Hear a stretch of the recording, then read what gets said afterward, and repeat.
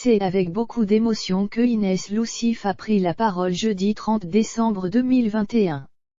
L'ancienne finaliste de Koh-Lanta a décidé de raconter la scène très violente à laquelle elle a assisté dans la journée et qui a laissé des traces avant la fin de l'année. Inès Loussif a décidé de changer de vie.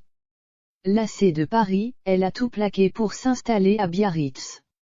Une ville où elle respire davantage le bonheur, tout comme son chien Maiko. En effet, les balades de l'adorable Staffy sont désormais bien différentes puisqu'il peut se défouler tous les jours à la plage. Mais la dernière sortie de Maiko a viré au cauchemar. Je suis encore choquée. C'est beaucoup trop grave ce qu'il s'est passé, a annoncé Inès Loussif en story Instagram jeudi 30 décembre. Après quoi, l'ancienne finaliste de Koh-Lanta, 2020, a expliqué que son chien était devenu très agressif sans qu'elle ne puisse rien y faire. Ce matin, je l'ai laissé jouer avec un petit chien tout mignon, ils ont joué ensemble pendant 1h30, ensuite il y a 2 beagles qui sont arrivés. Donc on est un petit groupe, on parle tous ensemble, je regarde toujours Maiko et je vois qu'il s'éloigne un petit peu. Le beagle le suit et là, Maiko se met à l'attaquer, un chiot de 6 mois.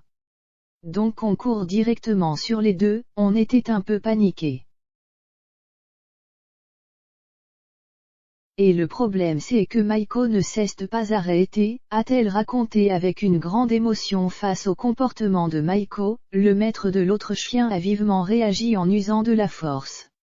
Il frappait Maiko et tirait à tout prix son chien. Je n'arrêtais pas de lui dire qu'il ne fallait pas faire ça parce que du coup Maiko resserrait sa mâchoire. Il était focus, imperturbable. Je n'ai jamais vu ça, c'était vraiment hyper viol, a-t-elle déploré.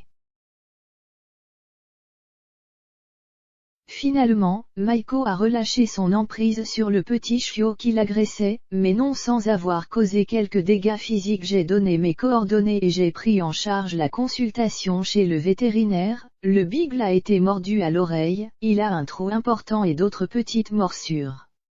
Le maître est blessé à la main et moi à la cuisse, a résumé Inès Loussif avec beaucoup de questions. Il n'a jamais été comme ça, pourquoi ça arrive maintenant? Ce n'est pas un chien dominant, il n'y a aucune raison.